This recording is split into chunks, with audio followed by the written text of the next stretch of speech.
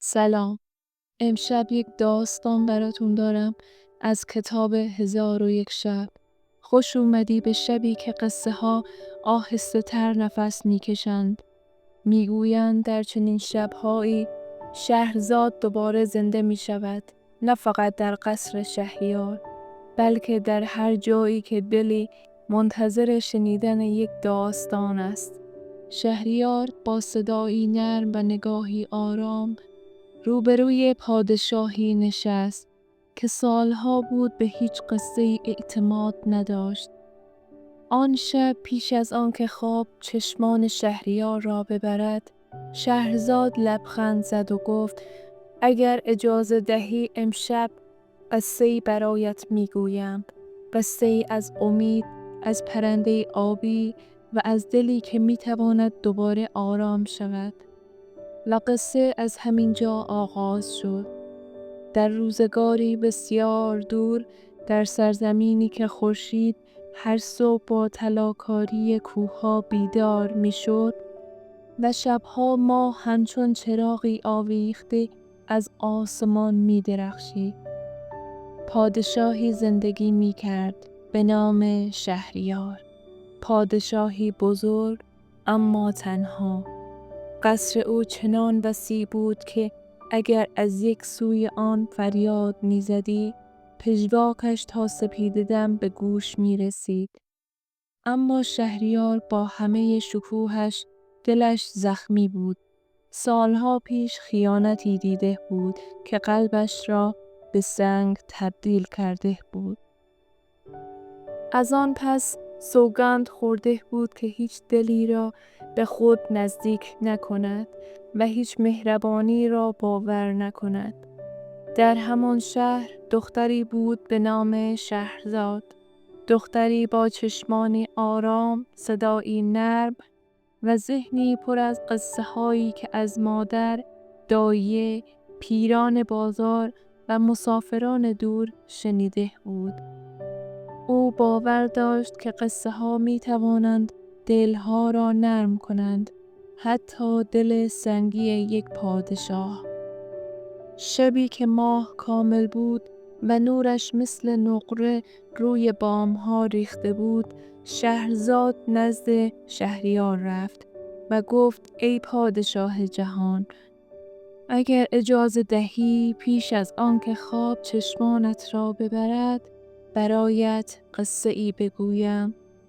قصه ای که اگر دوست نداشتی همانجا رهایش کن، اما اگر دوست داشتی بگذار ادامه اش دهم.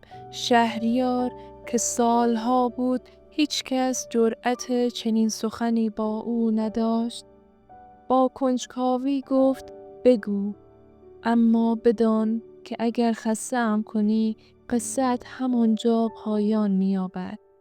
و شهرزاد لبخند زد، لبخندی که انگار از جنس نور بود. آرام نشست، نفسش را نرم کرد و قصه ای را آغاز کرد که قرار بود سرنوشت هر دو را تغییر دهد. شهرزاد گفت: ای پادشاه، در روزگاری نه چندان دور، بازرگانی بود به نام سلیم. مردی که همه شهر او را به سخاوت و لبخندش می شناختند. اما سلیم یک آرزو داشت که هیچ کس از آن خبر نداشت. او می‌خواست پرنده آبی افسانه‌ای را پیدا کند. پرنده‌ای که می‌گفتند آوازش غم را از دلها می‌شوید و هر که صدایش را بشنود 1 سال کامل خوشبخت می‌شود. سلیم سالها در بازارها، کاروانها و بندرها پرسجو کرد، اما هیچ کس چیزی نمی‌دانست، تا اینکه شبی در میخانه‌ای دور افتاده، پیرمردی با ریشی سفید و چشمانی که انگار 1000 سال زندگی کرده بودند، به او گفت: پرنده آبی را تنها کسی می‌یابد که دلش از آرزو خالی و از امید پر باشد. این سخن در دل سلیم نشست. او با خود گفت چگونه ممکن است دل از آرزو خالی باشد؟ اما پیرمرد ادامه داد: آرزو اگر زیاد شود چشم را کور می کند، اما امید راه را روشن می کند.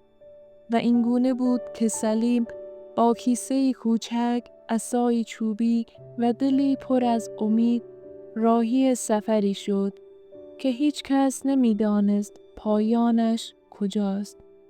روزها و شبها راه رفت تا به بیابانی رسید که شنهایش در نور خورشید سبز می درخشیدند. گویی زمردهای خرد شده زیر پایش پاشیده اند. در آن بیابان نسیمی می‌وزید که بوی نعنا و باران می‌داد، عجیب اما آرام بخش.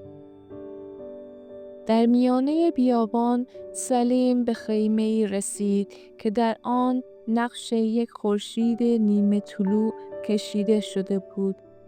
از خیمه صدای زنی می آمد که می خواند: ای رهگذر خسته، ای جوینده نور، قدم بگذار که هر خستگی را درمانی است.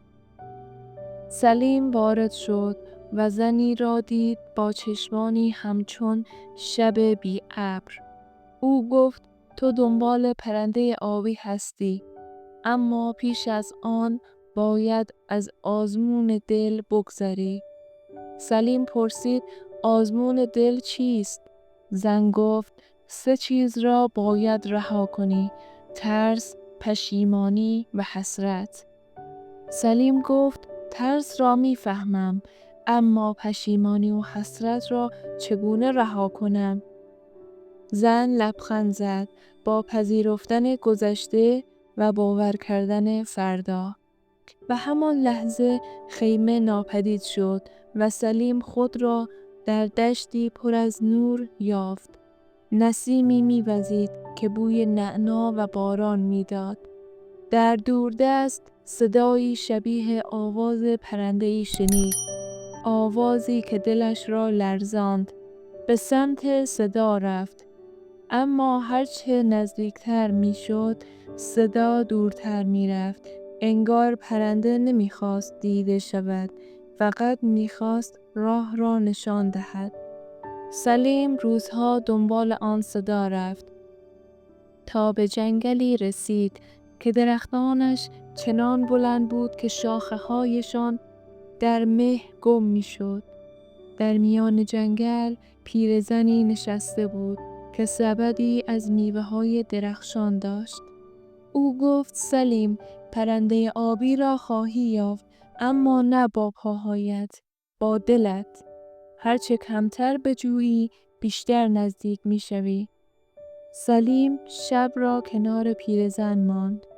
نیمه شب وقتی باد آرام از میان برگ‌ها می‌گذشت، صدای پرنده دوباره آمد. این بار نزدیکتر، نرمتر، مثل لالایی. سلیم چشمهایش را بست و به صدا گوش داد. و همان لحظه پرنده آبی روی شاخه‌ای نزدیک نشست. پرنده‌ای با پرهایی مثل آسمان پس از باران می درخشید. پرنده گفت: تو مرا نیافتی، من آمدم، چون تو امید را نگه داشتی. سلیم اشک در چشمانش جمع شد. پرنده گفت: برگرد به شهر خود. آواز من را در دل نگه دار. هر جا امید باشد من همانجا هستم. و ناگهان پرنده پر کشید و در نور ماه ناپدید شد. سلیم به شهر بازگشت. مردم دیدند که چهرهش روشن‌تر از همیشه است. او هیچگاه پرنده را با خود نیاورد، اما هر جا می رفت آرامشی با خود داشت که همه را شگفت زده می کرد. و هر شب وقتی باد از میان کوچه ها می گذشت، مردم گمان می کردند صدای پرنده آبی را می شنوند. شهرزاد که اینجا رسید نگاهش را به شهریار دوخت. پادشاه آرامتر از همیشه بود.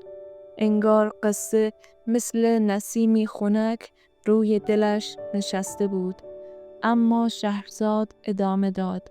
او گفت ای پادشاه، سلیم پس از بازگشت تصمیم گرفت پیرمردی را پیدا کند که نخستین بار او را به راه پرنده آبی فرستاده بود.